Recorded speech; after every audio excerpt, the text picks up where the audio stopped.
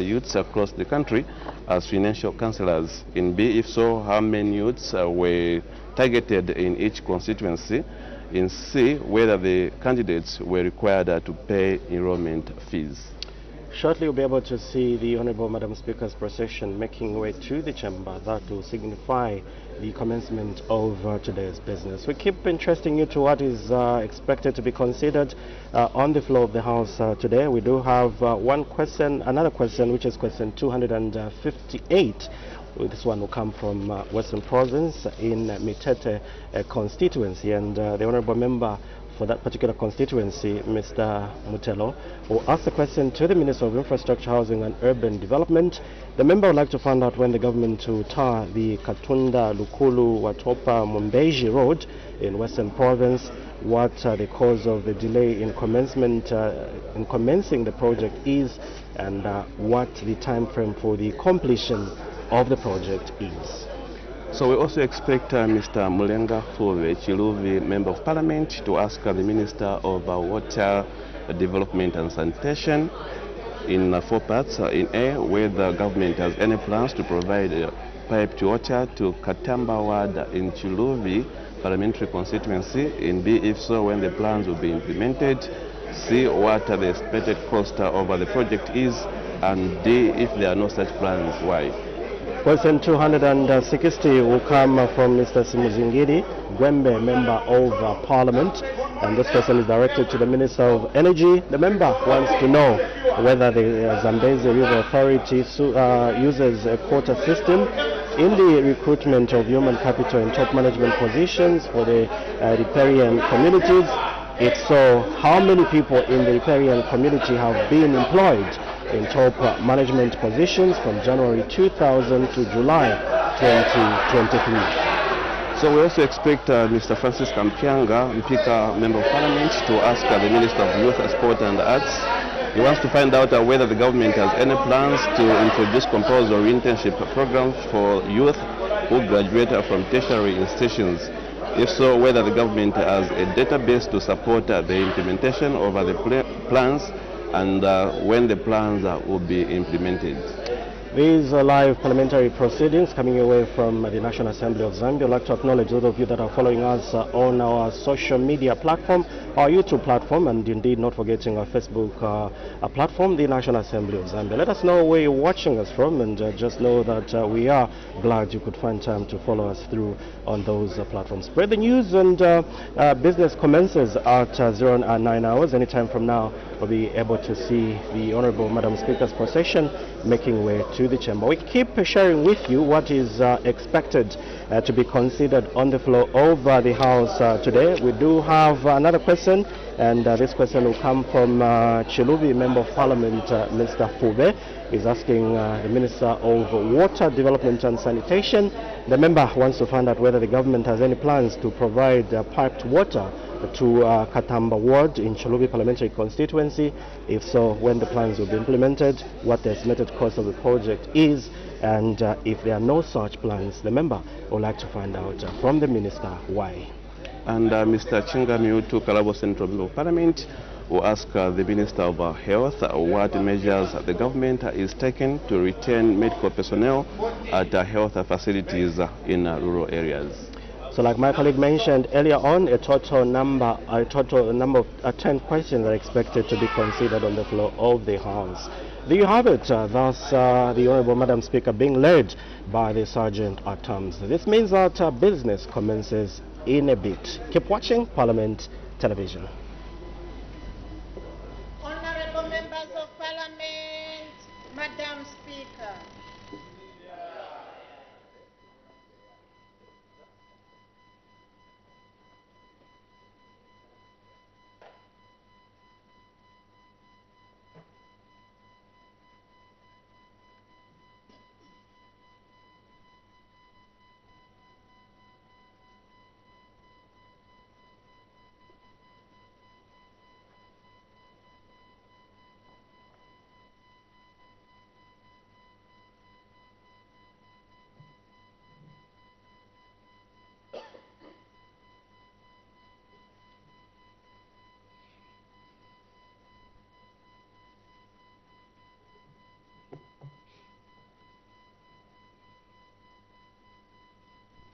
And then sing of Zambia, proud and free, land of wealth and joy in unity, victors in the struggle for our rights.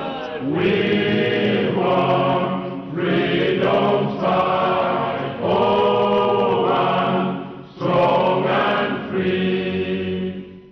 Africa is our own motherland, fashioned with and blessed by those who land.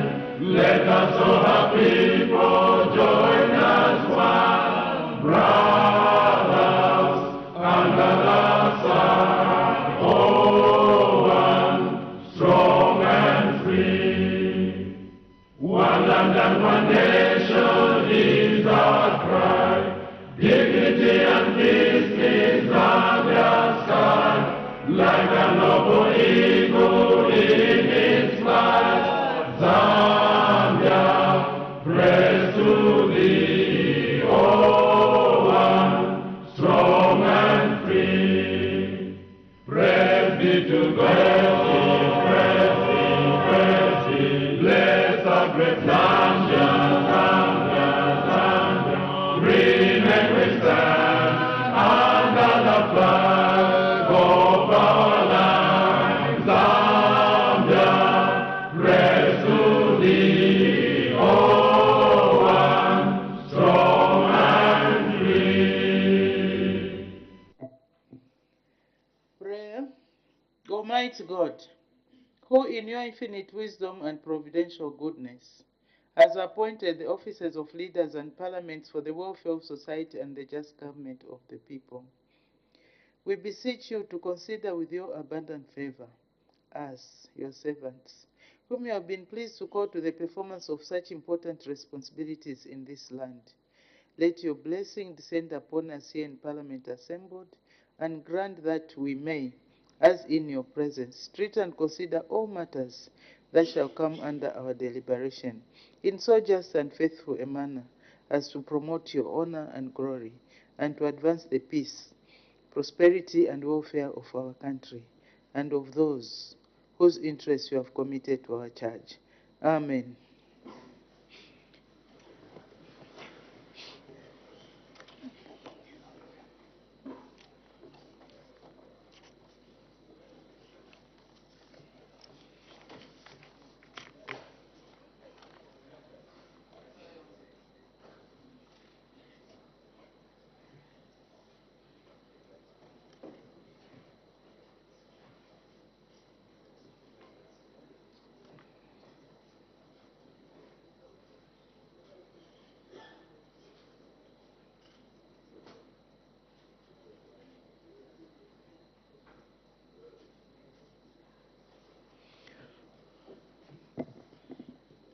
Honorable members, I have 3 announcements to make.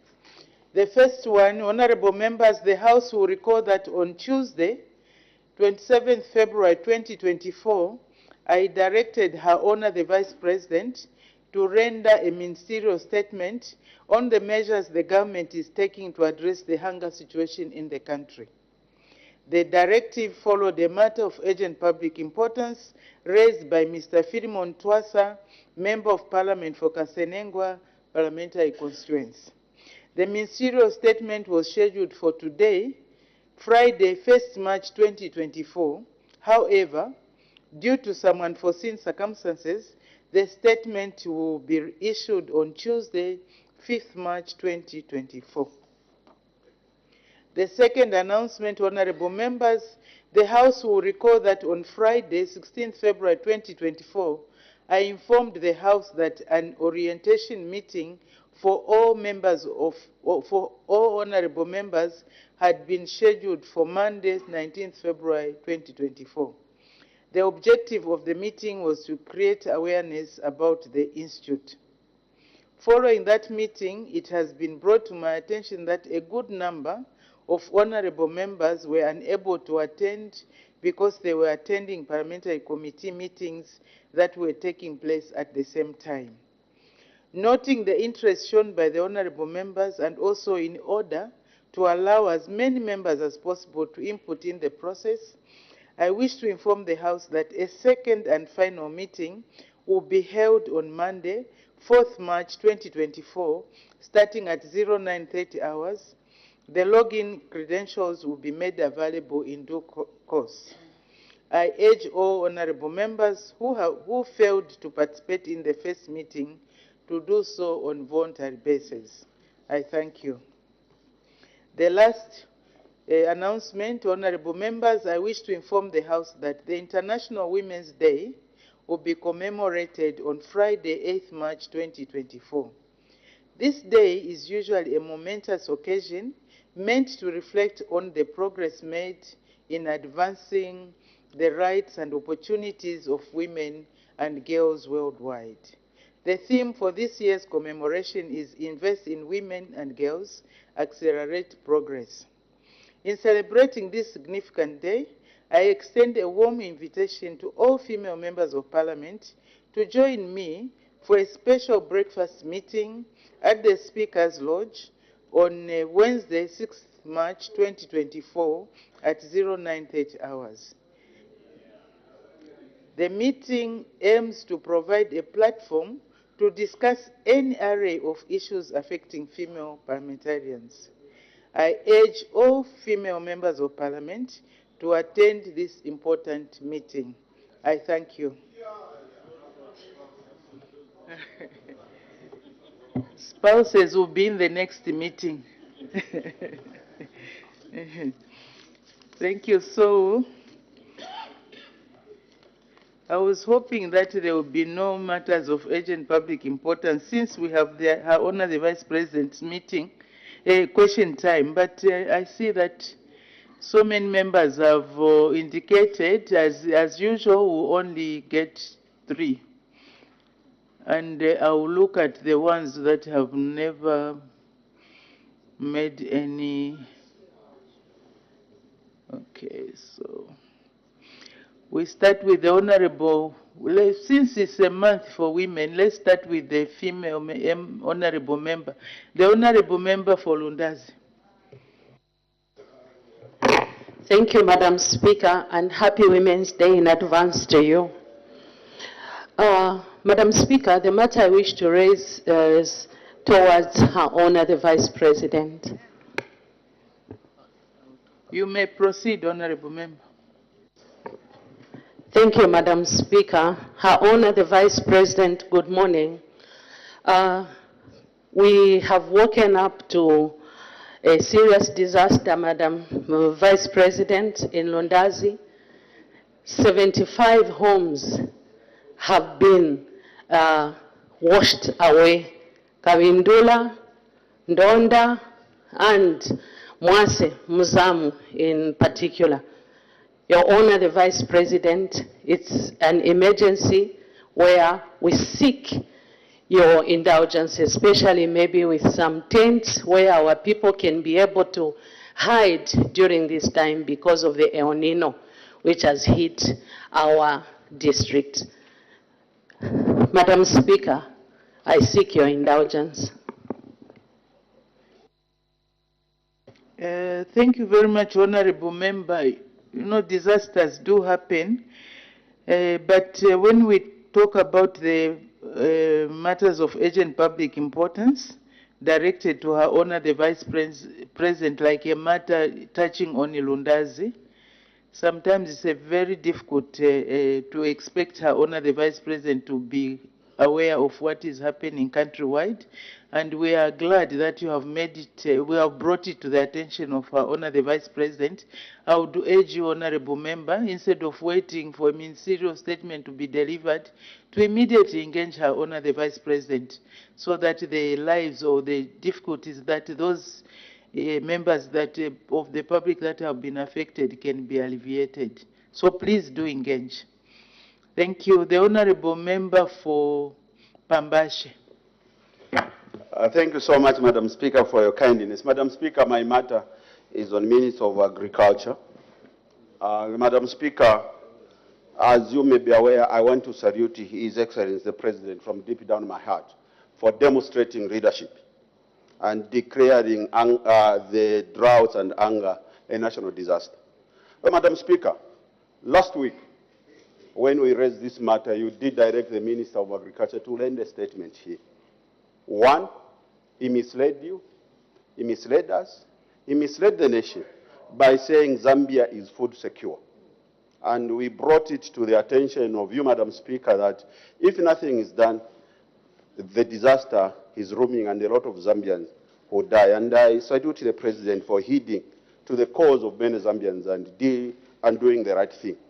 Madam Speaker, I seek your indulgence. If the minister's moral fiber still remains that he can continue misleading the Zambian people by lying even before this parliament, in contravening the constitutional provision that calls for censure of ministers that give Honorable Member for Pambasha, the use of the word lying, I think is too strong. The misleading the Zambian people, Madam Speaker, including this honorable parliament. Madam Speaker, the provision in the constitution calls for censure of ministers that deliberately choose to mislead the nation and this house. I seek your serious indulgence whether the Minister of Agriculture is in order to continue sitting in that chair after misleading this House and the members of Parliament. I thank you, Madam Speaker. Thank you very much. I think the whole of these past 2 weeks we've been talking about hunger, the price of midday meal, prompting a matter of urgent public importance, and the direction to Her Honor the Vice President to issue a ministerial statement, which was supposed to be done today, but now it will come on Tuesday, and also the President declaring a disaster. So let's wait until Tuesday if we want any clarification on those points, which we can bring the questions up to Her Honor the Vice President, but with the view for the Honorable Minister of Agriculture. I don't know now whether this is a point of order or what, but I don't believe that he misled according to, he was giving information according to the information that he has before him about the maize, because he was saying there, is it 800 metric tons of maize that we have? The fact that the hunger disaster, the disaster has been declared is because of the effects of El Nino and the drought. That's why the disaster has been declared, and not on the ground that there is no sufficient maize. So let's put things in context before we start blaming others that they misled the House. Anyway, you can reserve your questions. If you want to take other measures, the procedures are there. We cannot stop you. The Honorable Member for Chama North. Thank you, Madam Speaker. My matter of urgent public importance I wish to raise is directed to our Honorary Vice President. Madam Speaker, we have a disaster in Eastern Province, the Luzi Bridge, which connects Eastern Province to Chasefu and Chama, part of which has been washed away. So from yesterday, vehicles are cannot pass to Chasefu and Chama. Madam Speaker, the situation has been compounded due to the fact that Chama now has been cut off from both sides, because the other side on the Matumbo Bridge, also the Rwangwa Bridge, vehicles cannot pass.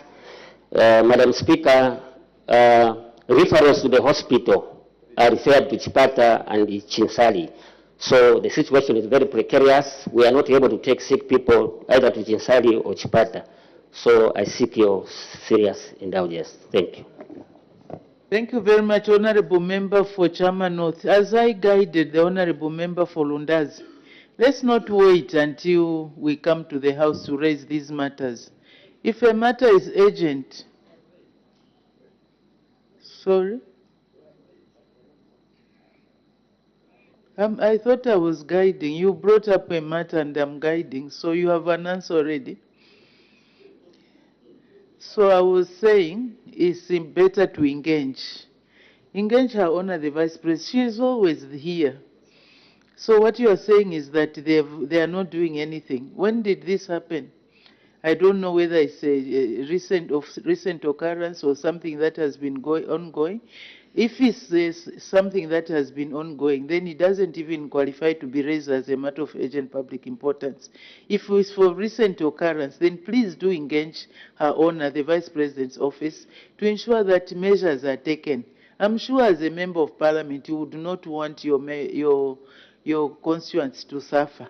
So you do something, take measures, engage. Well, you are part and parcel of government. So when disaster comes, as government, we should be involved and concerned by ensuring that we take the necessary steps. Thank you very much. I know you want to discuss or to say something, but please, Her Honor, the Vice President is there. Do engage with her. Thank you very much. That concludes our matters of urgent public importance. Her Honor, the Vice President's question time.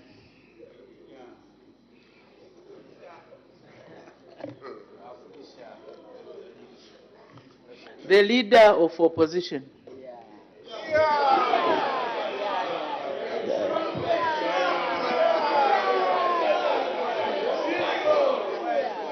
Thank you, Madam Speaker. Thank you, Madam Speaker, for giving me the opportunity. Order, honorable members. Time is going. We've already lost almost 10 seconds. So can we listen to the questions? You do those other things outside. May the Leader of Opposition continue. Thank you, Madam Speaker.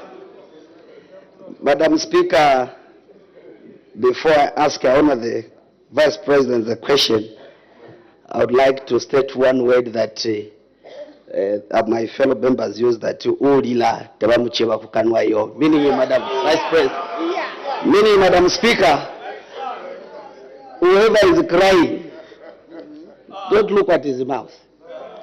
Madam Speaker, I just want to state that change is inevitable. And the people have to live in change. And those who don't agree and accept that I'm the leader of opposition, I'm in charge. I am in charge. Madam Speaker, Madam Speaker, what we shall not allow under our leadership is to create confusion and the people come with impunity in the House, Madam Speaker, to come and create confusion. We need order. And all what we need in order, and the nation, Madam Speaker, wants people to hear what we were voted for. Not personal character assassinations, not personal issues with impunity, Madam Speaker. Her Honor the Vice President, yesterday, His Excellency the President addressed the nation and declared as a disaster based on the El Nino that we are going through as a country. And further, he stated that we are going to have the deficit of electricity or power for about 430 megawatts, and in return to 530 megawatts by the end of this year. Our Honor the Vice President, we were informed that we expected heavy investment in solar energy in this country. May I know, on behalf of the nation, how soon we expect the projects to take off, and if it will be this year? Madam Speaker, I thank you. Her Honor the Vice President.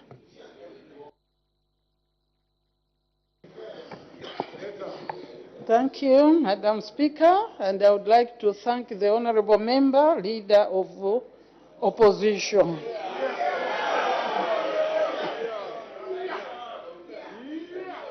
Let me start, Madam Speaker, that the President indeed declared a disaster because of the El Nino. Oh, the honorable members, those honorable members who deliberately do not comply with the standing orders, they will be named and they will go outside. Honorable Member for Lunte, You are not a new member in this house. You know the rules. So why, and I'm talking and you are just standing. Do you want to spend the day outside? You know the rules, honorable member. If you are a new member, would understand. You know the rules. There is no point of order during Her Honor, the Vice President's question time. So why are you standing and raising a point of order? Is it the rules that you are not familiar with? Or you just want to deliberately distract the proceedings? No. You're annoying. If you want to be annoyed, go get annoyed outside. I think we need to have a room for people who get annoyed to go and cool down there. Maybe that way. Please, let's comply. These rules, we set them for ourselves. And Honorable Member for Lunte, when these rules were being promulgated, 2021, you were a member of the House and you were even a minister. So I expect you to be compliant. Let's not behave like we are new to the House. May Her Honor, the Vice President, continue. Thank you, Madam Speaker, and I would like to thank the Honorable Leader of Opposition for that question. I was trying to explain, Madam, that the declaration of disaster because of the El Nino weather conditions is not just on maize. That's why I appreciate that the Honorable Member has asked on power, electricity, because El Nino affects many things. That includes food security and indeed power. Water itself is also affected. Livestock is affected. So we have to see it in a broader sense. The declaration is not just on one thing. Now, the deficit power. Generally, this government has declared, Honorable, that we have to look at all means to ensure that we have power.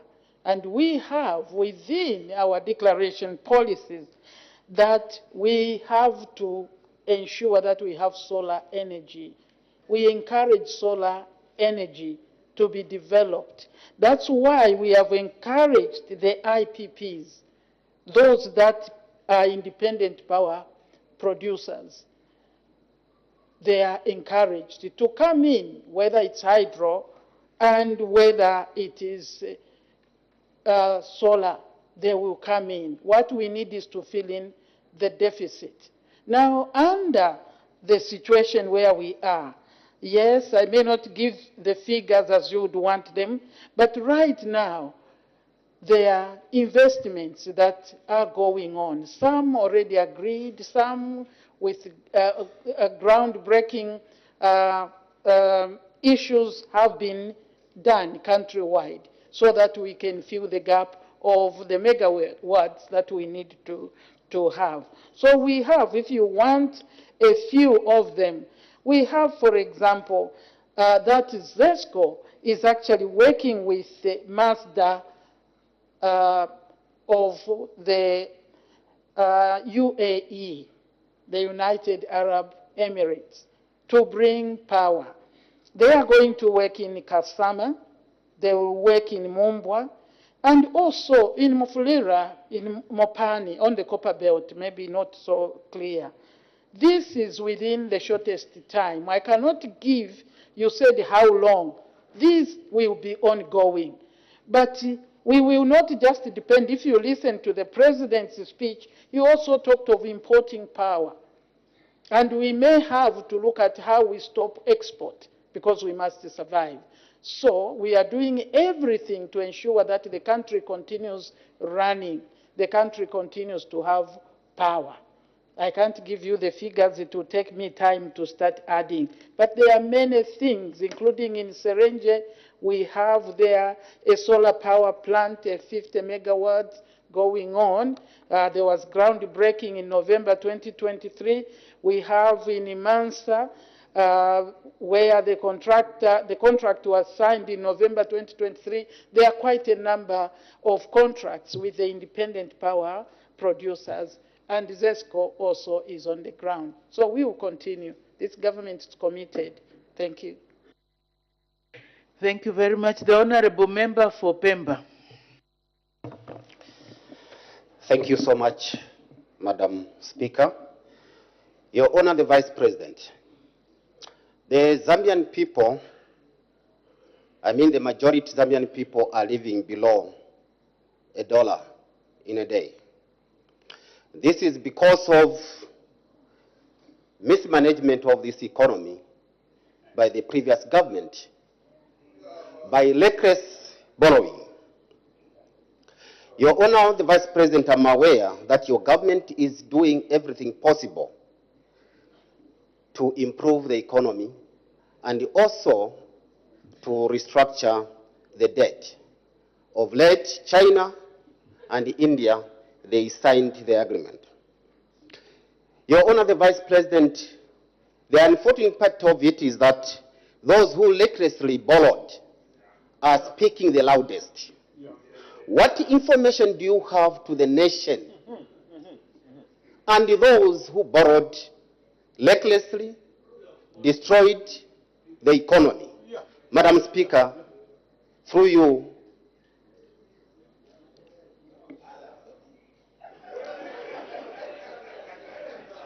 I seek the response. Thank you. Her Honor, the Vice President.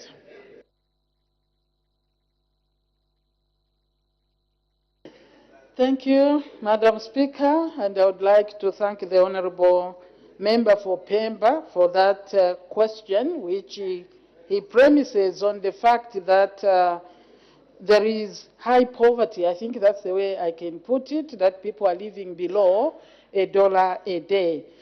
And this is attributed to the failure by the previous regime who recklessly borrowed. I don't think I can say anything to that because these are facts, that there was reckless borrowing, Madam Speaker, and because of that, today we have to work on restructuring the economy by ensuring that we can restructure the debt. That is something which must be done. If we fail to do this, then it makes the economy very, very difficult to run. My minister is here. And therefore, one of the things that your government has been working on is to restructure debt. That is the only way. That is the starting point. But even within the difficult circumstances, your government is working to ensure that the livelihoods of our people is not so destroyed. It is wrong. You know, if you borrow, Madam Speaker, when you borrow, it is not correct to come and laugh at a person who is repaying. Yeah. It is wrong. It is morally wrong. When you borrow, you take responsibility. On this particular matter, I would tell colleagues that it is important to stand with government so that we can find a solution to the debt. Nobody in Zambia, nobody anywhere else can say the debt is not an issue. The debt is an issue, and it is not this government that borrowed. That's a fact. Let us work together and ensure that the debt is restructured. And we have gone a long, long, long way in restructuring the debt. We are aware, through the minister here, that we did have an agreement with the official creditors. We are now on a one-to-one. We have actually done a general agreement with even the private creditors. So this government is working on this one, and we will continue.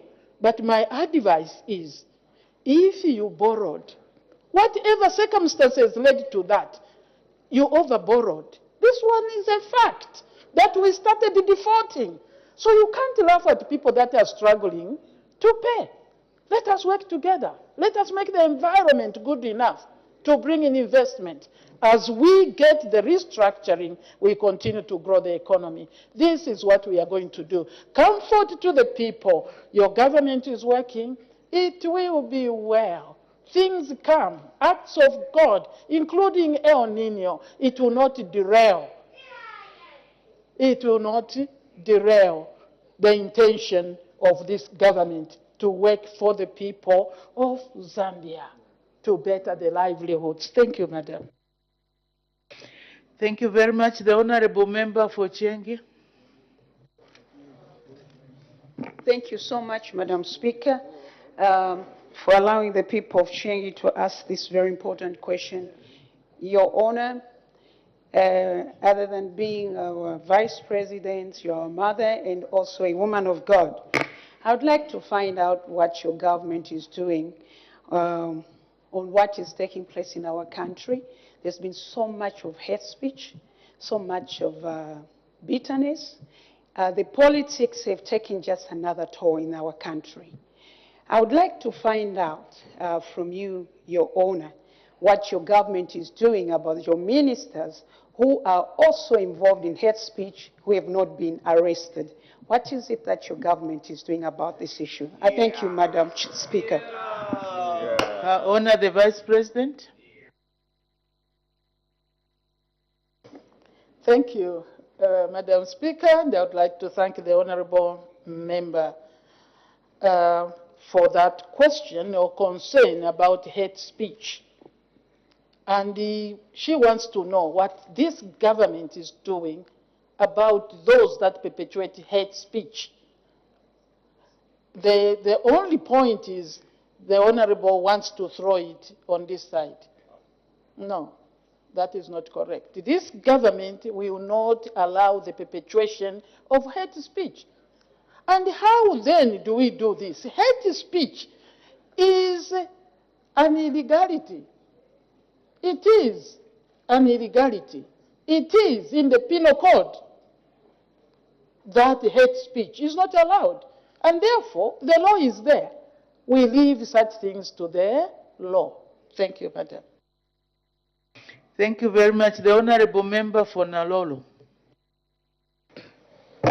Thank you very much, Madam Speaker. Good morning, Your Honor, the Vice President.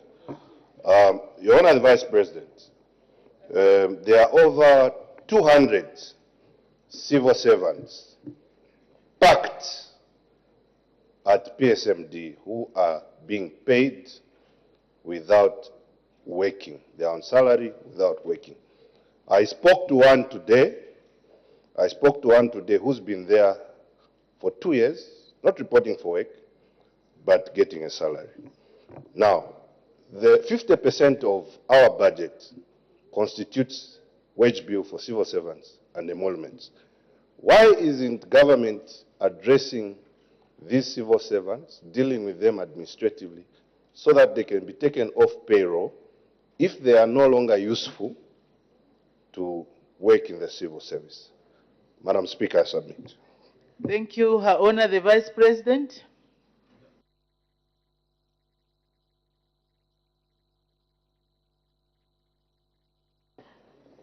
Thank you very much, Madam Speaker, and the Honourable Member for Nalolo. Thank you very much for that observation. I'll call it an observation, which I take seriously and probably do a bit of consultation.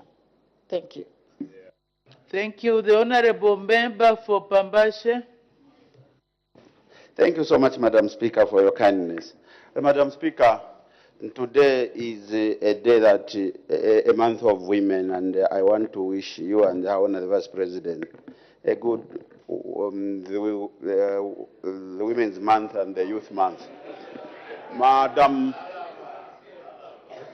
Women's Month and the Youth Month, because two are important functions that which are coming in the same month of March. Madam Speaker, last month I attended a funeral on the Copper Belt in Chimwemwe, to be specific. After the burial, usually people go to eat. Madam Speaker, it was a scuffle that they had to call Zambia police to come and disperse. Okay, you can question because maybe you have not experienced. The hunger amongst the citizens is very real amongst our lower income citizens. Your Honor, the Vice President, bearing in mind the level of poverty and vulnerability among your citizens that have sent us all here, what is government doing to meaningfully either increase the salary for the civil servant so that they can survive, or provide the coupons during the time of Kaunda so that people can be able to survive than what is happening today in society? Are you considering introducing the coupons or increasing the salaries for civil servants? I thank you, Madam Speaker. Her Honor, the Vice President. Thank you, Madam Speaker, and I thank the Honourable Member for Pambashe, and indeed thank you for wishing us well as women, not only the Speaker and myself, I believe the entire women folk of our country, because, oh yeah, you need women in this country. We need women. The scenario that the Honourable gives makes you wonder what kind of people are at this funeral. Honestly, what kind of people are at this funeral that can really fight over food that is not a proper culture, not even in Pambashe? When people go to mourn, they don't go to eat. A funeral is not a place for eating. So this funeral sounds very strange. Colleagues, don't make statements that are so...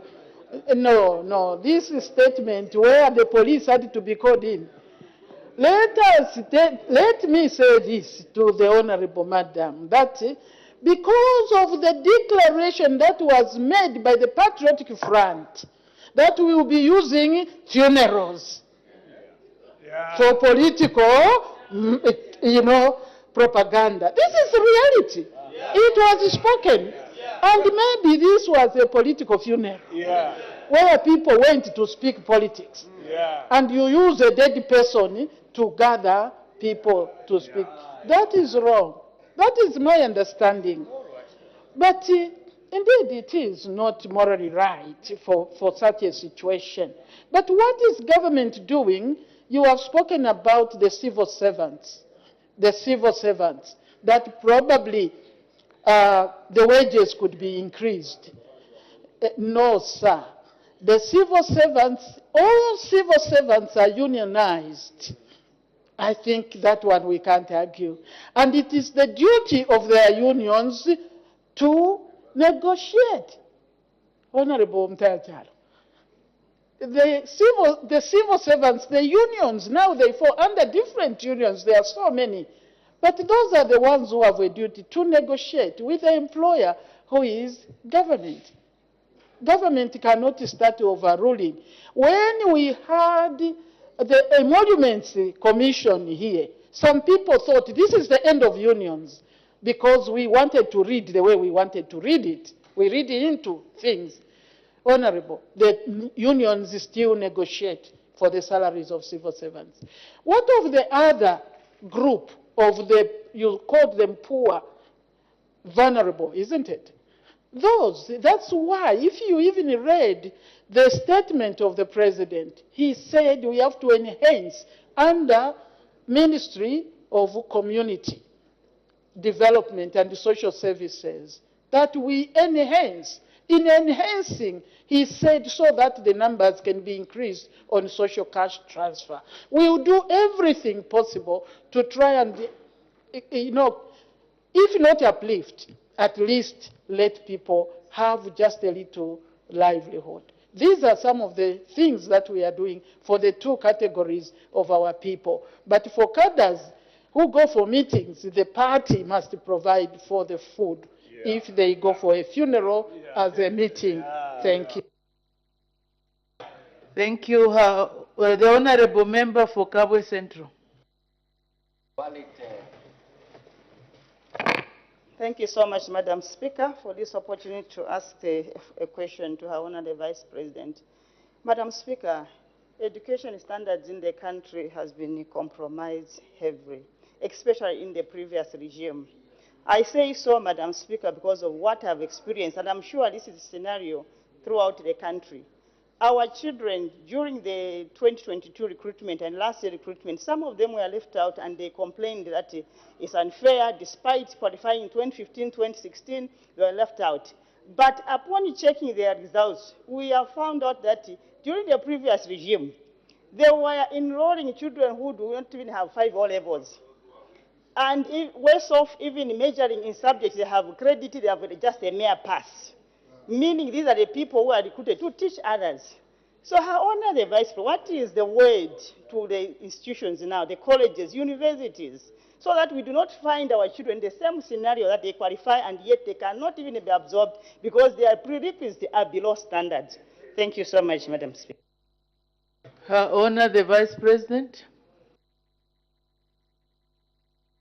Thank you, Madam Speaker, and I would like to thank the Honourable Member for Kabwe Central, who says that education standards have gone down in the country.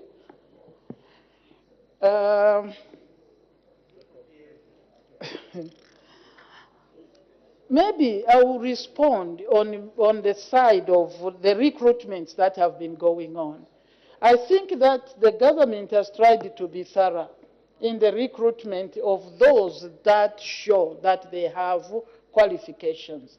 If anybody has been erroneously, erroneously recruited into any profession, including teaching, that person falls under an illegality and should be removed immediately.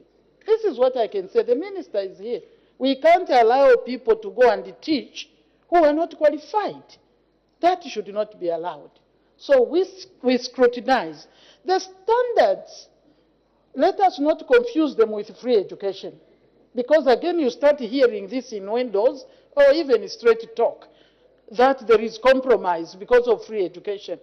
I even saw a woman who was speaking very loudly on the social media, sorry to refer to this social media, who was saying, you can't have people go to school. Some don't want to go to school. This is not compulsory education. I just wanted to make this point. This is not compulsory education. It's free education. That means whoever wants to go to school should go to school.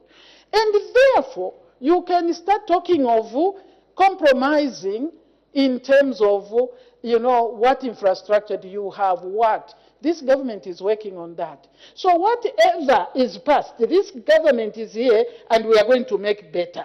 Education standards will rise. That's why we are constructing. That is, even under difficult circumstances, colleagues, infrastructure that was left incomplete is being completed. That is to make better the education. Teachers are being recruited. That is making better education. Desks are being procured. That is making better education. And therefore, what happened? We are working on making better. You are better off with a child in school than a child at home. A child in school, just exposure. I am a teacher by profession. Education opens up the mind of children. So many children remained. People don't know where we started. Some of these, madam, may have come through what we call the academic production unit. Because people were being left at home because there were no places in schools. We picked them as teachers. It became a national program. It started in Ndola, where I was. And even those have made it, some of them here, maybe were APU classes, because they couldn't make it, but they had the capacity to learn. just because spaces were not there.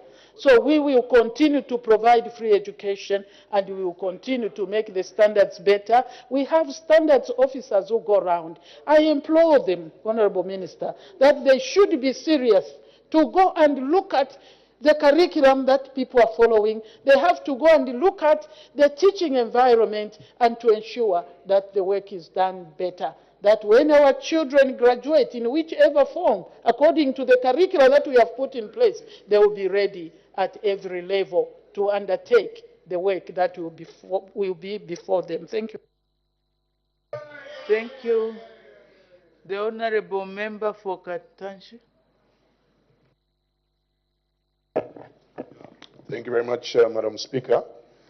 Madam Speaker, you recall on the 23rd of February, when the Finance Minister presented a ministerial statement relating to our economic outlook, I did bemoan the challenges that we're going to have in the future, the immediate future. And we thank God yesterday the President had catalogued the challenges that are set to bemoan this country. Now, Madam Speaker, I would like to find out from our Honour the Vice President, or maybe an assurance, are we now going to see ministerial statements outlining policies, programs of how we are going to go through this situation that is going to hit our country? Or are we going to continue asking, what is that? What are those questions we ask? Points of standing order 134 every time we come. Can we have an assurance that your ministers are going to be consistent going forward, giving us policies and programs which we are also going to share in our various constituencies, because we are definitely heading for very difficult waters ahead of us. Thank you, Madam Speaker. Thank you very much. Her Honour the Vice President. Thank you, Madam Speaker, and I would like to thank the Honourable Member for Kantanshi for that question. Yes, indeed, it is the duty of the executive to give policy guidance. And this will be done, particularly in areas, because we need to guide the nation. Like the President gave the general statement, we may have to come to clarify in each ministry how we are going to fit into this plan, the plan for mitigating the disaster. We may have to come. But we will continue as when need arises for us to give policy guidance. There is no way we can stop giving statements, Madam. We will continue to give policy statements when it is necessary, especially if there is a change in policy. We will come to explain to you and to the rest of the public so that we know and we move together as a team in government. Thank you. Thank you. The Honourable Member for Kafula-Futa.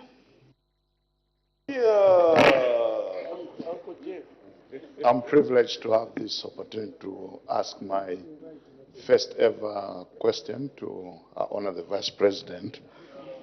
I've attended a few functions where different government offices have come together. What I mean is the permanent secretaries will be there, DCs will be there, and so on. I've noticed with disappointment how we've scrambled the sitting arrangements and so on. And in the end, there's been some confusions. I was wondering if the government can help us with a chart that clearly shows the structure of our government. Obviously, we know that the executive will come on top, but when it comes down, I think, Madam Speaker, I've witnessed a lot of indiscipline and confusion. So I was wondering if the government can help us to give us such a chart to create structure. I thank you.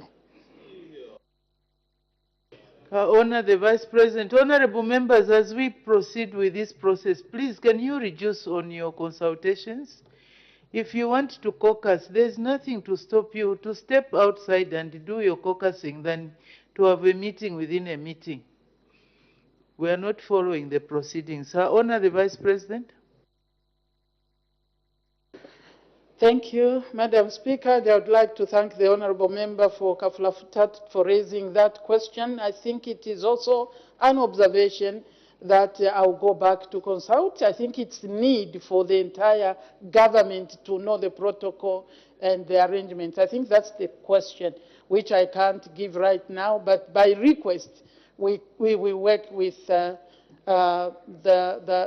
department in charge to help us understand the sitting arrangements in different places. Thank you, Madam. Thank you. The Honourable Member for Bwengwa. Madam Speaker, thank you very much for giving the people of Bwengwa to ask a question to our Honour the Vice President. Yeah, Honour the Vice President, I just want to put this one on record. In the previous regime, there was a function at State House when Edgar Chagwa Lungu was still the Republican President. And the PF cadres went there, and during a lunchtime, people fought for food. Anyway, it is their culture. Away from that, Your Honor, the Vice President, last year we had a partial drought here in this country, and we also had a flood in some parts of the country, and I think which resulted to the consequences which we are today. And today, as we are here as a country, we are now faced with a drought, a serious drought, especially to the provinces which produces a lot of food for this country have been affected by the drought.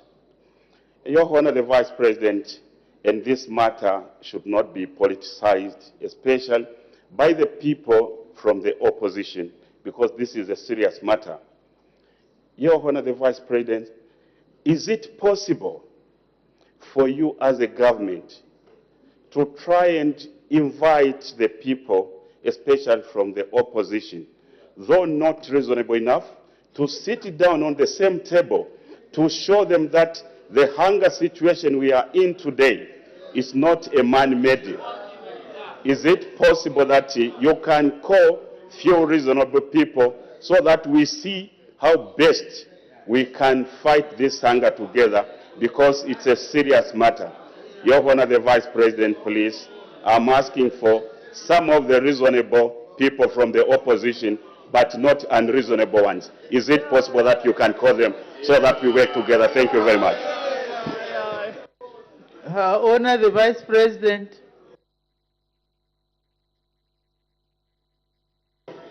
Thank you, Madam Speaker, and I would like to thank the Honourable Member for Bwengwa for that question, except really all leaders must be reasonable. Let us look at, do we work together?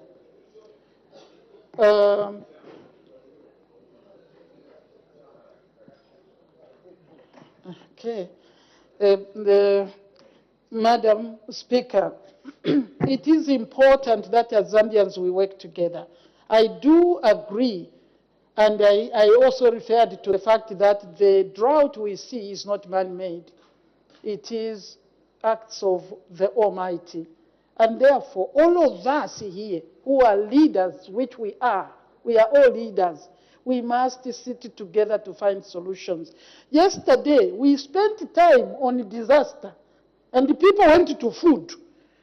Madam, I think I will continue to propose that there is a need for a committee specifically to be looking at climate change.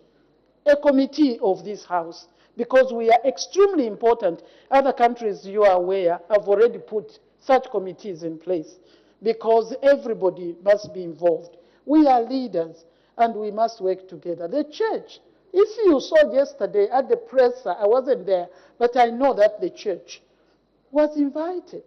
We need the civil society. We need everybody on board. These honourable members who committed, you who committed to the people that we work for them must be part of the finding solutions together. This government will lead because we are in the driving seat. But everybody is welcome. And we will continue to invite them because they are very reasonable. Eh? We will invite them so that together we don't politicize like you have said. Life cannot be politicized. We need to ensure.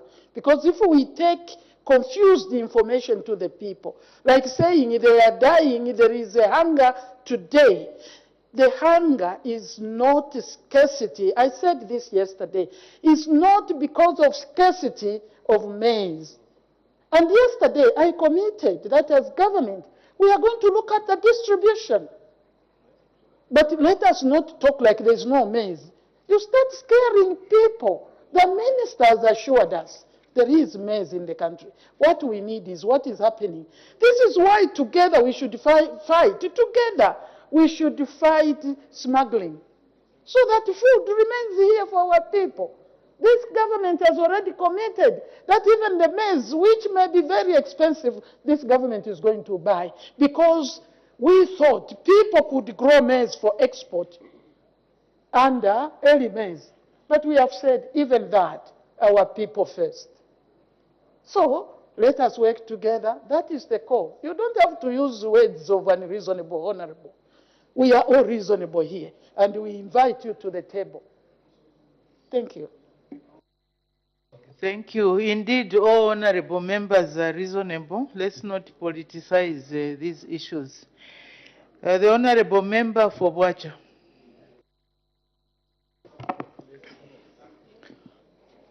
Thank you very much, Madam Speaker, for the opportunity. Peace be with you and the whole House, and Happy New Month. Madam Vice President, as guided by the Speaker, this is not a political question, but just reflecting back. Madam Vice President, 2 years ago, there was a question from the people of Zambia through myself in this House, wanting to inquire when His Excellency, the President of the Republic of Zambia, Mr. Hakainde Hichilema, will shift to the official residence, that is State House. And I recall, Madam Vice President, you indicated that in Kwazi House, the official residence for His Excellency the President, was undergoing or was going through renovations. Now, it is very true.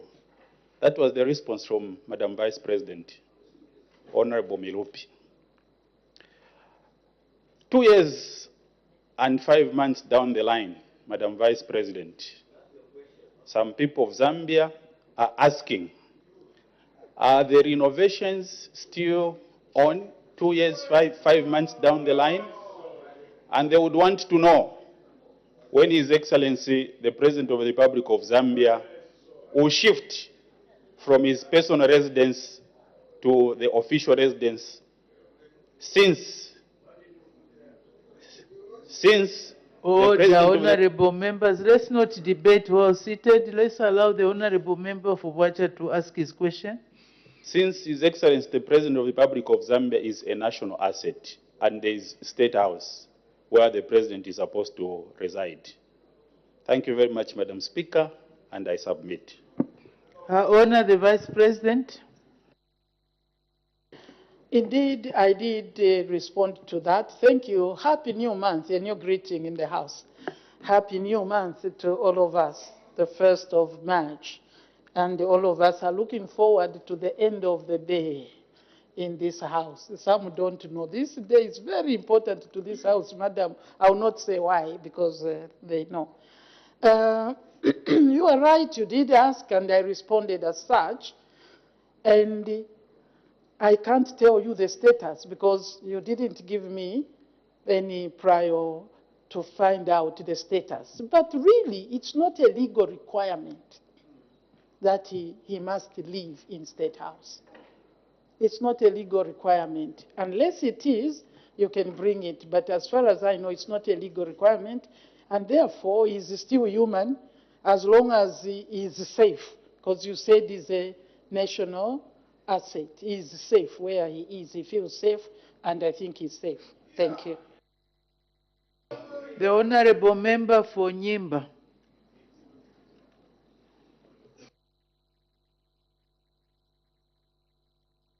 Thank you, Madam Speaker. To the Vice President. Vice President, late last year, November, December, the Ministry of Agriculture came up with a very good policy, which we appreciated as Nyimba people. They call the Agriculture Comprehensive Support Program, something like that, your Vice President.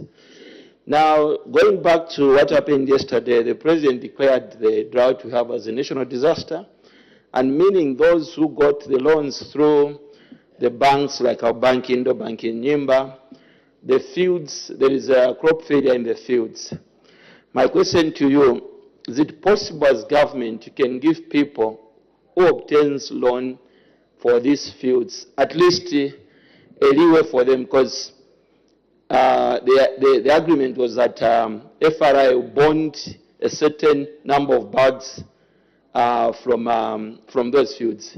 Is it possible that we can give a leeway for the people, or a chance for the people not to pay this year, so that, because everyone knows that this year the drought is a disaster. Is it possible that government, through the Ministry of Agriculture, can see a way of cushioning the farmers because they won't have money to pay for their loans this year? Thank you. Honor the Vice President. Thank you very much. A little too early, but generally in loan there is insurance. And therefore, insurance is not given without evidence. So I can't stand here and declare that this is the way to go. The observation is still going on. And indeed, it could be one-to-one, depending on what they go through. Otherwise, we make that statement, even people of Kaputa, we will say we will also not pay, and yet the rains are there. So it's important, I hear you, but we have to observe and then make a decision. And then insurance sets in. The 400 people pay is insurance, because that's why you say people have paid. They are not you. That 400 can't buy a bag of fertilizer. That is just an insurance component. And we will continue to observe, Madam Speaker, and see what comes out and how government responds to the situation. Thank you very much. Thank you. The Honorable Member for Momba. Madam Speaker, thank you very much for giving me this opportunity to ask Your Honor the Vice President a question. Your Honor the Vice President, and this is basically a very innocent question, Your Honor. The recent alliance that which was formed by the opposition has made a lot of assertions. Among of them are such that they are saying that there's a lot of political space in terms of shrinking, also a lot of police brutality, and also political violence. And they are comparing, Madam Speaker, this to the time of the rule of the PF, that these things were not in existence. Your Honor, the Vice President, lest the people of Zambia forget, what would be your comment on this issue? Thank you, Madam Speaker. Honor the Vice President.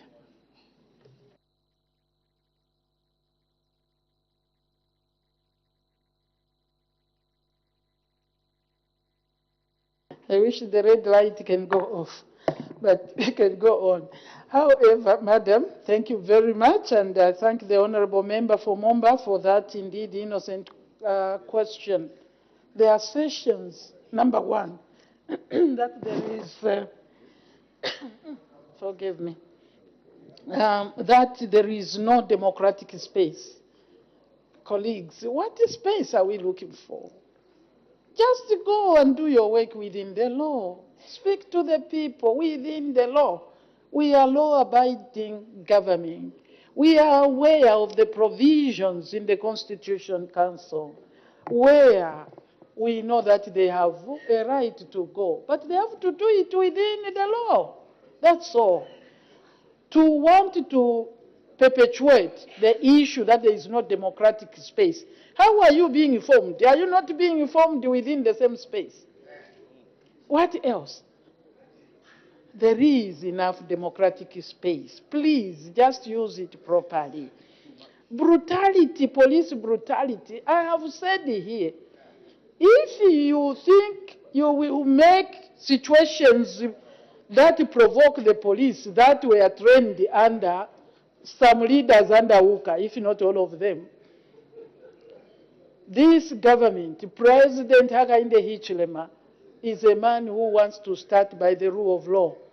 And therefore, the police must continuously be reoriented, Honorable Minister, that they should know how to do crowd control. We will not go back to things we saw. No. And that is why this government is focused. The rule of law. And we continuously urge the police to do the right things within the law. And if you expect us, the social media create lies, Honorable Minister of Police, Home Affairs. Oh, this one has been arrested. Oh, they have surrounded this person's home. Why do you want to be so sensational and make people start imagining things? Some of these, I don't know which other word, because the only appropriate word in my mind is lie. But I have to try and live within the words you allow within this parliament. Madam, when you make sensational statements to make people agitated, it's dangerous. Because people can react. This one has been arrested. This one is surrounded. This one, no. These police must fall in line, and we are standing by that. When you talk of violence, that one becomes even more shameful. Is it allowed to use that, madam? Shameful that a person today, Honorable Member, is that Kawambwa? Honorable Member, to talk of violence today. Oh, Kawambwa is there, sorry. Not you, today I wanted this one. Oh, you want a fight with me? That's okay, but sit down now. You know, the issue, madam, of violence today should not even be mentioned in anybody's mouth, especially those who are in government. I learned to run. I was never a sprinter even at school. But under the previous, I learned to run. Who is running today, colleagues? Today, I said it's a wonderful day. If it was just 3 years ago, we would have, the debates here would have been, there is bloodshed in Milenge. This would be the debate here. Shame. I can't repeat that one. It is too embarrassing. But I overheard. I hope they picked. That is something unimaginable. Colleagues, this is our country. And you only have one country. Do politics clean. Let us compete in the policies that we want to give to the people. You don't have to go and start beating people. Today, madam, there are elections in several parts of the country. We are not debating bloodshed because the culture is changing because of the leadership of President Hakainde Hichilema. And we can have a question here about violence. Somebody can talk about violence when we are enjoying peace. You know, because we are so peaceful here, even those who come to try and fight, they just say, no more fighting, Honorable Member for Mwense. Thank you. Thank you very much. Thank you very much. I recall Her Honor the Vice President running to jump on a helicopter. That's on the lighter note. That concludes the segment, so we can make progress. At least we had 12 honorable members asking questions. We could have done better. We hope to do better next time. I have permitted the Honorable Minister of Health to make a ministerial statement. The Honorable Minister of Health.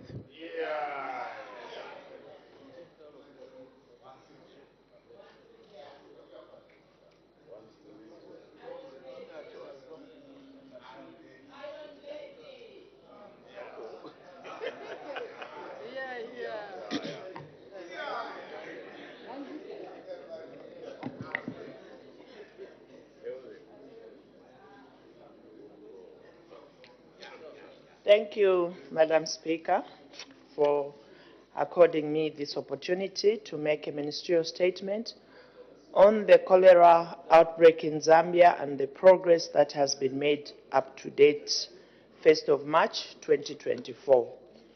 I truly appreciate this opportunity to update the members of the House on the events threatening the public health security of our people and our country, Zambia.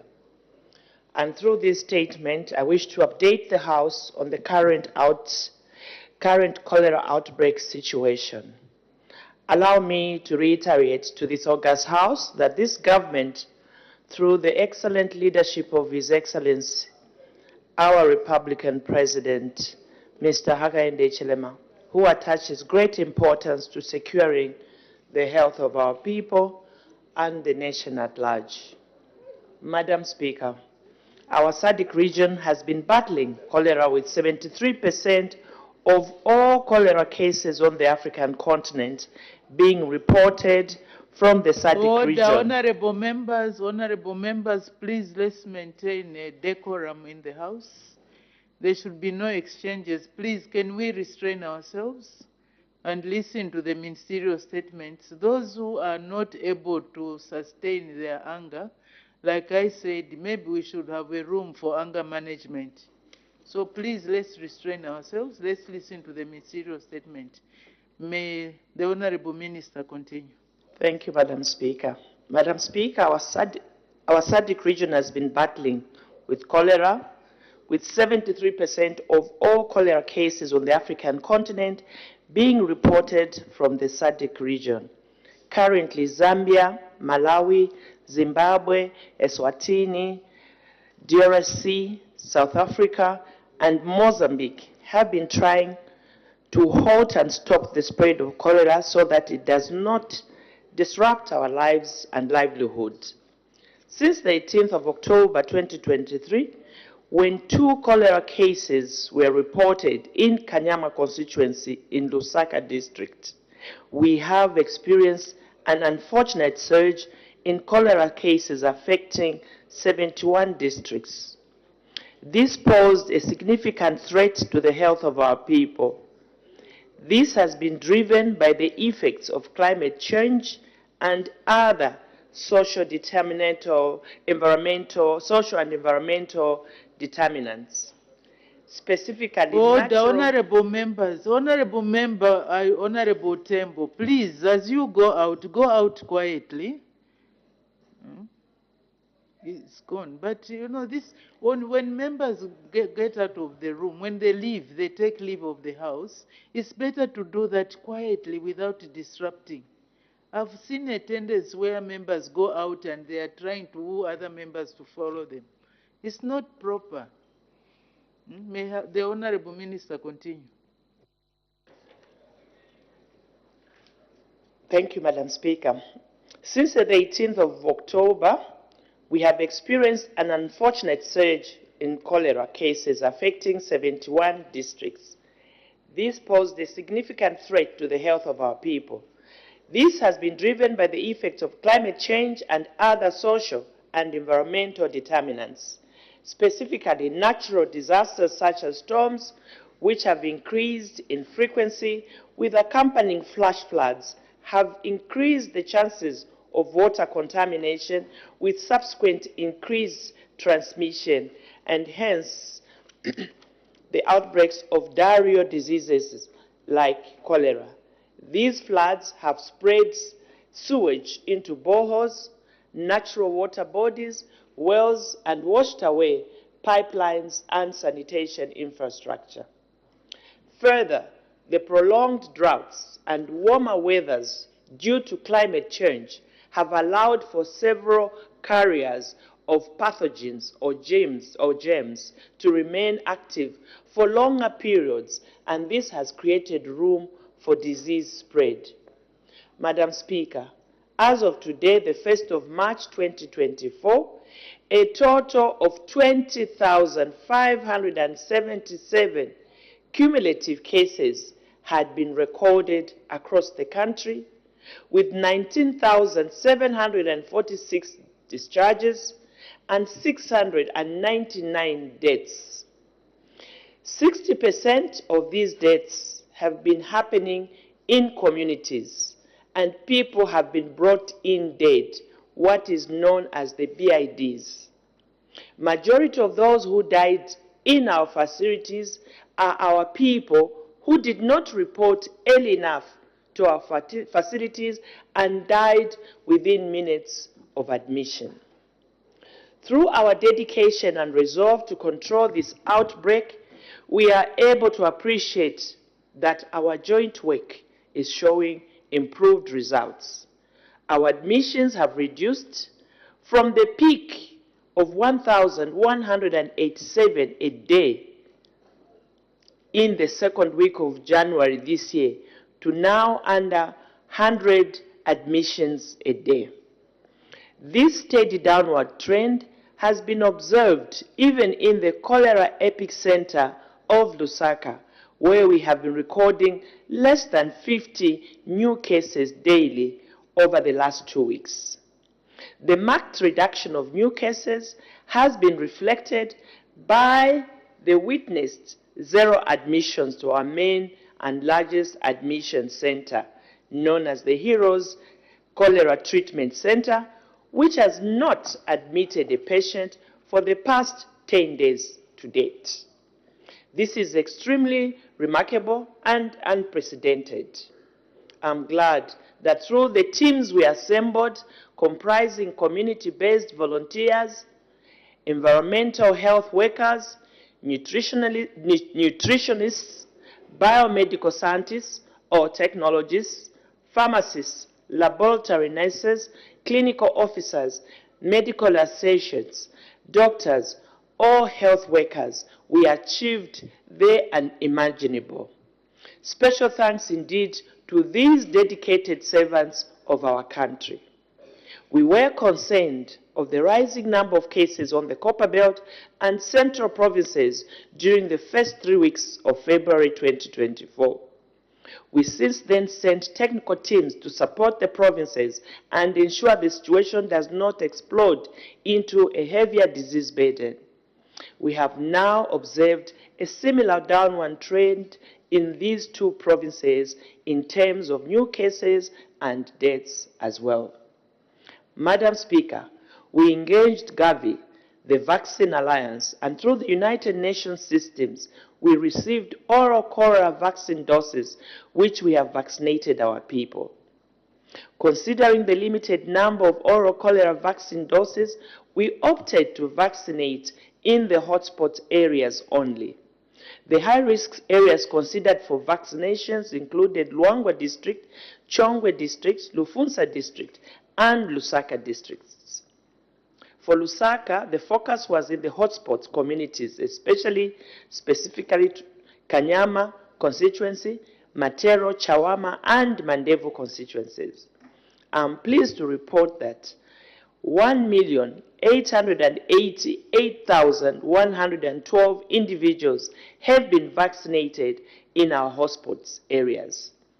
We have further vaccinated a total of 3,952 healthcare workers and 3,634 people in correctional facilities.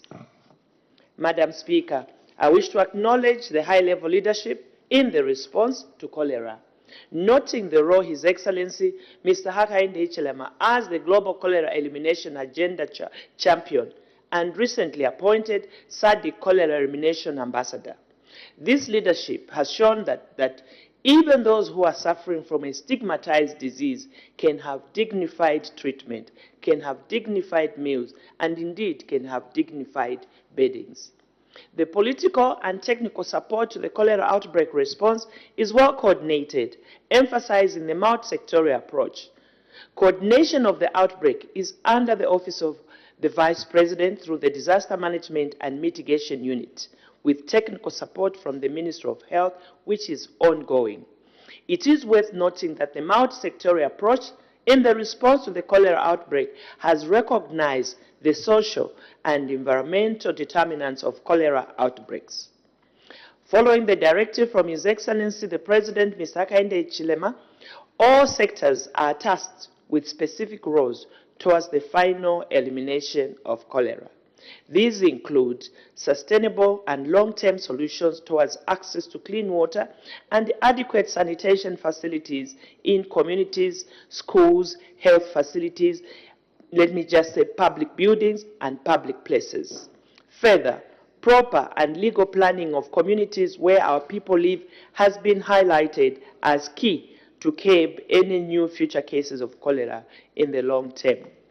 Madam Speaker, allow me to acknowledge the continued partnerships which have resulted in support from the various cooperating partners locally and internationally who have joined us in the fight against cholera.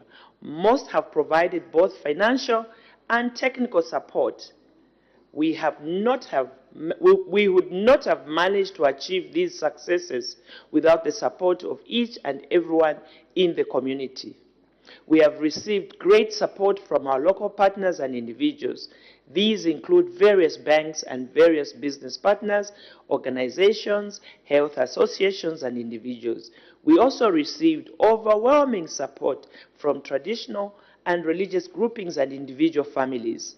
We have received huge support from our various cooperating partners, from the United Nations bodies such as the WHO, UNICEF, the US government, Japanese government, Indian government, Chinese government, the World Bank, Africa CDC, MSF, and several other bodies and agencies, just too many to mention.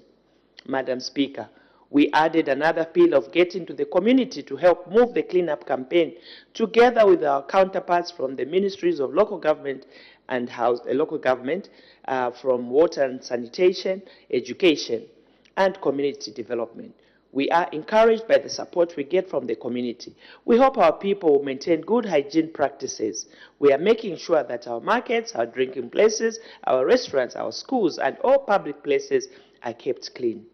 Allow me to reiterate the tireless efforts of our community volunteers who have been trained and have been on the ground engaging the people in the communities and actively sharing messages on cholera prevention and treatment. In addition, we've had a lot of support from volunteers in the various cholera treatment centers. Additionally, oral rehydration points supported by the community volunteers and health workers are also acting as community treatment points. This has helped triage patients that need referral to cholera treatment centers in time and thereby reducing the community mortalities. These oral rehydration points are a game changer as they also reduce the burden on the already overwhelmed cholera treatment centers. Madam Speaker, as I conclude, I would like to reiterate that cholera is not yet over, although we are now in the epicenter, receiving no new admissions in our main center, 0 admissions, 0 discharges, 0 deaths. We, however, do still have small numbers. It is still present with us, and without concerted multi-sectorial efforts in the areas of water, sanitation, and hygiene, these outbreaks may be seen again in the coming years. I wish to employ the public to adhere to the public health preventive measures that are being given. We must all continue, 1, consuming clean and safe water, either boiled or chlorinated water stored in clean containers. 2, frequent hand washing with soap and safe water, especially before, during, and after food preparation, and after using the toilet. 3, urgently seeking medical attention at the nearest healthcare facility upon experiencing symptoms of watery diarrhea and vomiting. My clarion call to members of this August House is to engage their communities and put on the prioritized development of water and sanitation facilities in the communities. Madam Speaker, I thank you. Thank you very much. Honorable members are now free to ask questions on points of clarification on the ministerial statement given by the Honorable Minister of Health. The Honorable Member for Msanzala. Thank you, Madam Speaker. Thank you, Minister, for that statement that you have issued. My follow-up question, Madam Speaker, through you, is arising from the statement that Honorable Minister has just alluded to. I want to find out, Minister, from the team that you assembled, particularly on the volunteers, that you assembled and you have told this House that they were very committed, and in fact, even the President, he was very happy with them, and he assured them to say he's going to ask you or your ministry to employ them. I would like to find out how many have been employed province by province or district by district. I submit, Madam Speaker. The Honorable Minister of Health. Thank you, Madam Speaker.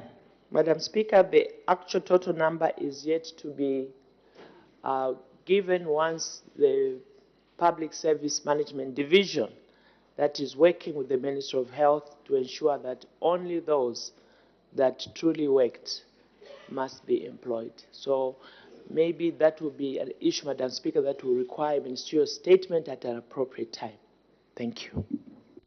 Thank you. The Honorable Member for Lundazi. Thank you, Madam Speaker, for giving a chance to the people of Lundazi to make a follow-up question. Honorable Minister, I want to say you did a good job by even sleeping at the cholera center during the time of this epidemic. In addition, Honorable Minister, I would want to say sincere condolences to the people who lost their loved ones during this time. Honorable Minister, the question that the people of Lundazi have, there were volunteers who worked in Lundazi as well because we had some cases of cholera. After hearing the pronouncement by the President, the people at the district changed the names of the people who were supposed to be employed. What are you going to do to assist us, especially for the volunteers who worked in my constituency in Lundazi to ensure that cholera, which broke out, it was cleared within a short time? I submit, Madam Speaker. Thank you. The Honorable Minister of Health. Thank you, Madam Speaker. Madam Speaker, I'll seek your indulgence in this matter. If the honorable members can wait for a ministerial statement specifically to deal with the issue of recruitment. This statement was meant to update the House on what we have done so far and the situation on the cholera situation. And I would seek your serious support that the questions must help us to educate the people, especially on the prevention, and so that we don't have a recurrence of this disease. Suffice to say, the issue of recruitment, as I've said, we are currently working on that, and there are a lot of stories coming from all over the country.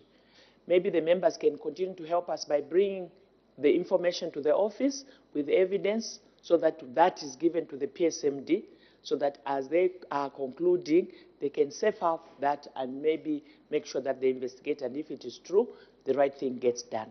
Thank you, Madam Speaker. Thank you very much. So, honorable members, let's concentrate on the issue of the cholera. Like the honorable minister said, I was actually going to suggest that those honorable members who have information about the irregularities in changing names and what have you, please gather that information and submit it to the minister. Then it will be processed, because we don't want people who take advantage of things that they did not participate in. The honorable member for Chama South. Thank you, Madam Speaker. Madam Speaker, I know you've guided on the issue of recruitment. I will not talk about it. Instead, I'll see the minister. It is something that is of concern. As your members were approached from people around the country. So it's something that our government should attend to, actually, before the name of the president and the government is tarnished. Now, coming to my point of clarification, Honorable Minister, cholera is preventable. It is a hygiene problem. Do we, as a people, have any plans to at least upgrade, especially these informal settlements, which are sources of this cholera, in terms of provision of clean drinking water, as well as fecal matter disposal systems? Do we have such a program? Because that's the only way I believe we can prevent the occurrence of this public health problem. I submit, Madam Speaker. Thank you. The Honorable Minister of Health. Thank you very much, Madam Speaker, and thank you, Honorable, for a follow-up question. Yes, Madam Speaker, I think that in the statement, maybe it was too summarized, I did indicate that we are coming up with mid-term and long-term solutions, which we've been guided by His Excellency, and that under the office of the Vice President, which is where she chairs a multi-sectorial approach, we have identified those social and environmental determinants of health, those that cause cholera, and specifically the issue of water. What type of water our community is drinking? Because we know that cholera comes through drinking water that is contaminated. Secondly, what kind of disposal, how do we dispose our waste? Both fecal and other various wastes that we generate as a nation. There are also issues of personal hygiene that have to do with housing.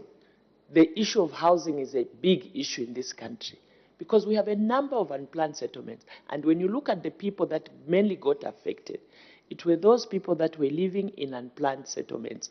And that's why the government took certain decisions. One, you recall, we had to come up with an updated statutory instrument to try and give us power to control certain issues in the communities which we felt was going to cause cholera. So anything that was unsanitary or that could cause cholera, the Ministry of Health had authority, for example, to close any market or to close any business or to close even a house or to command somebody to do that which would be in the interest of public health. We also had the President make an announcement to the Minister of Health, the Minister of Local Government, that no more, going forward, no more unplanned settlements. And I hope the local authorities throughout the country took heed to that. We also started doing things, educating people and getting people involved. I'll tell you that Zambians are a good people.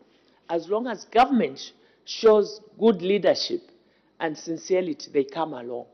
And I'll tell you that this war was won by the people of Zambia themselves.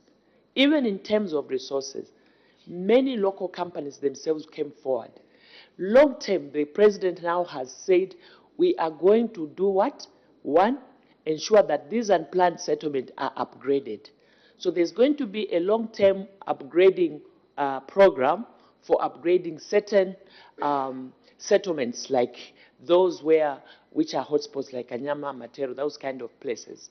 Secondly, we are also going to come up with more places for people to be taken under the office of the Vice President, who houses the settlement program. And so we will open up new areas where people can be moved. There are people that want to move out of these shanty compounds. They are looking for good land. So the government is going to have all these programs. So a new program is coming. This emergency that has been declared by His Excellency is partly to also begin to address some of those long-term issues. We have a lot of immigrants, illegal immigrants in our compounds. We have people doing illegal things in markets. You know, we have brothels in markets. You have things that are happening in this town of Lusaka, which is unbelievable. I don't know what happened in the last 10 years. It is shocking to know what is taking place in Lusaka here. And these are the causes of the diseases. And so Zambia shall continue having these different outbreaks. Remember, we had COVID-19, we had anthrax, we have cholera, we have a drought. All these are related. The issues of climate change, the illegalities that are taking place in our communities, you cannot like it. If Zambians knew and understood, if the Zambian leadership knew and understood, together, not just an MP from Kanyama who understands and yet you and me don't understand, or a member of parliament from Chongwe who knows the problems of water due to this drought, and you from Lusaka, you don't understand. If we all understood collectively as one Zambia, one nation, we would all work together. And all these politics we play around with, we would put that at the back of our head and wait for 2026. And I think that the time has come. And that's what the president is saying. This time, let's work together, all of us. Let's put politics aside and make Zambia great again. Thank you. Thank you. The Honorable Member for Solwezi East. Thank you very much, Madam Speaker. And Minister, thank you for your responses. You have stated the immediate measures, washing hands, chlorinating water, and so on. In the long-term measures that you have stated, the government has got a plan looking at these settlement issues. The people of Solwezi East would want to hear whether it is within this year, so that before the onset of the next rain season, are we going to see the Minister of Water and Sanitation demolishing certain settlements so that sewer pipes can be laid there, demolishing certain settlements so that water pipes can be laid there? Are we seeing that in this year or long term in 2031? What exactly are we seeing? Thank you. Thank you. The Honorable Minister of Health. Madam Speaker, the program is starting this year. As I speak, in some ways the program has started. This is why I've said even this declaration is part of that long-term measure, so that Zambians work together to address water problems. And this is why in the statement there is a point there where we have said, members of parliament, can we focus on how we spend our CDF? Let's ensure that at least communities must have clean water. We can do it. We can make those decisions instantly and say this year there shall be no village that will go and draw water from maybe 10 kilometers or from a shallow well. That is within our power as members of parliament, first and foremost. So we must improve the water, we must improve toilets. The president already directed that all public buildings must have running water, must have toilets. And this applies now to you yourselves in your constituencies. Make it a point that there should be no school that has no water. There should be no school that has no proper toilets. Because the facts of the matter is that we have that situation, not just in Mapanza, which is far away, but here in Lusaka. Here in your 7 constituencies where you MPs are residing, we have these issues. We have issues in our own government offices. We have these issues in our own homes where we live. People don't care about what toilets they have. And to come up with a clean toilet is not a very big cost. when I look at how much we spend on beers and things like that. So, yes, the upgrading is starting. All local authorities, I'm sure the minister is already engaging them, that first of all, let us avoid any illegalities. In Kuku, in Chawama, there's Kuku police, which was sitting on a water tank, on a water pipe, and that water was just coming out. The president gave an instructions to the Minister of Home Affairs and the Minister of Local Government and Water to go and demolish that police post. So if we can demolish a police post, what about a private building? We'll do that if it is in the best interest of the nation. But these things we will do together. Yourselves as opposition, yourselves as ruling, the churches, the traditional authorities, the NGOs, everybody. This is our country. It doesn't belong to UPND. It's our country, all of us. And we must be proud of our country. And we must say no to cholera as Zambians and say, on this score, we shall work with you, HH. On others, we shall fight you. But on the cholera issue, we'll work with you. Because look at the people who have died. Almost 700 people have died. And who are these people? Are they UPND? Or are they PF? They are our sisters and brothers. Thank you. Thank you. The Honourable Member for Mansa Central.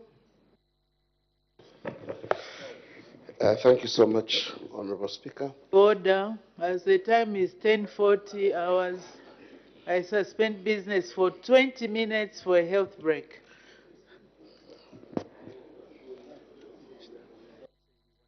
The station that brings Parliament up.